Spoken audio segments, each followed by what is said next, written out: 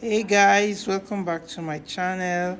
I'm your friend Prof. Lizzie, and today I want to talk about something a little bit difficult to talk about. In our series on men's health, we're going to be talking about diseases that are peculiar to men, and one of those diseases is what I'm going to talk about today. This month, June, is a month of men's health awareness. And to further discuss more about the diseases that are peculiar to men, I'm going to talk about erectile dysfunction. So what is erectile dysfunction? It's known in abbreviation as ED.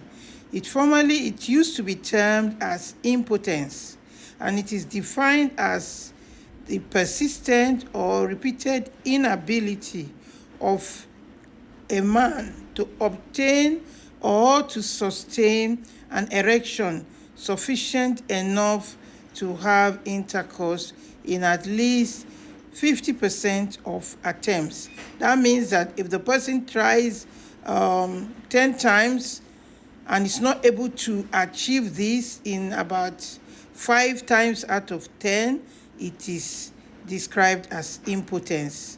So this is a very difficult problem to talk about, and it is peculiar to men.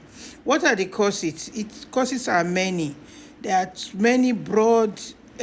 two broad categories anyway. There is psychogenic and organic. Although most of the erectile dysfunction is attributed to psychological factors, that is the pure psychogenic erectile dysfunction. However, many men have organic etiologies, which may also have associated psychological component. So the psychogenic one, that is due to maybe performance anxiety, the person is anxious, or they have a bad relationship with the spouse, or there are problems of lack of attraction or loss of attraction to the partner, or depression. These are mostly psychological problems. Now, the organic one, that means that there's a problem, a disease condition that is causing it. And this can be due to hypertension, endocrine problems, diabetes, mellitus, which can cause erectile dysfunction, or problems with the prostate, like when there's prostate enlargement called benign prostatic hyperplasia, or some other neurological disorders that have problems with the nerves. And there's so many causes, but these are the main ones. The clinical manifestations, what do you see? What are the signs? The problem is usually trouble getting an erection, and the second problem is trouble keeping an erection, and the third problem is reduced sexual desire or lack of libido or reduced libido. Sexual desire is known as libido.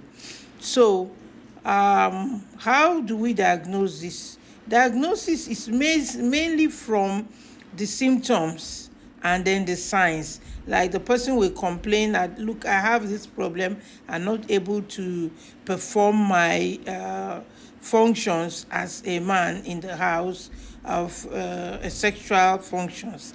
Or the problem can be complained about by the wife, can complain that my husband is not able to do this, and it's a big problem to them.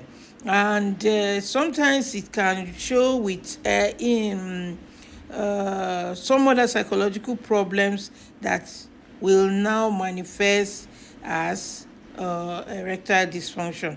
Maybe the person is depressed or having problems, financial problems, psychological problems, loss of job, loss of source of livelihood, loss of home, or even loss of a loved one can lead to this problem. Now, what is the treatment? The treatment is counseling. Sexual counseling is one of the main things that can be done. There are people that are involved in men's health and are involved in counseling of men or couples about issues like this. That is their specialty, and so they take up this to talk about the problems and talk it through. Then there are other things that can be done, like lifestyle changes, changing your diet, changing your uh, taking more exercise, learning to relaxation and coping mechanisms, management of anger, and then even modification of the person that is not being attracted to. Let's say the wife is no longer, the husband no longer has attraction to the wife. So you can find out what are the causes of the attraction. Maybe that there's a poor physical or poor bodily hygiene, poor lack of care, lack of understanding even of what to do to arouse the couple, lack of adequate stimulation on both sides can cause this problem. Now, what about disease management? So if there is disease that is causing this problem, like diabetes or hypertension, it should be treated properly. Medications should be given, modification of lifestyle should be done, diet should be also, you should take more of fruits and vegetables. And there are also some healthy diet that are foods that are known to be aphrodisiacs. Aphrodisiac is something that can stimulate or the sexual appetite or cause increase in libido. So other things is medication. There are medications that can be given to these persons to treat this problem. For example, there are oral, that is tablets that can be given, like sildenafil, which is a common one known as Viagra, or tadalafil, which is known as Cialis, or Vardenafil, which is Levitra, or Avanafil, which is Tendra.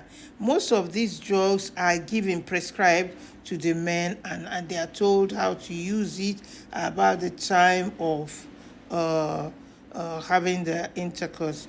And there are other intrapenile therapies. That means the things that can be put into the male organ to cause an erection, like vacuum devices, like suppositories and injections. And then there is surgery that can be done. If the oral medications, the conservative management does not work, there are penile implants. There are things that can be done to put into the male organ to make it more effective. So there are so many ways of treating it. Another thing is couples therapy. The people involved, the two persons, should be brought together to discuss what are the problems, what are the things they are doing or not doing that may hinder the sexual performance. In conclusion, I want to say that erectile function can be restored with the right treatment, that it is not a hopeless case. Don't neglect your health in general. Seize the motivational moment. Consider referring to a specialist as soon as you are not happy with what you're doing. Maybe if you go to see a doctor and the doctor is not a specialist in these aspects of men's health, you can refer them to somebody who is a specialist in men's health that can attend to this properly and more professionally.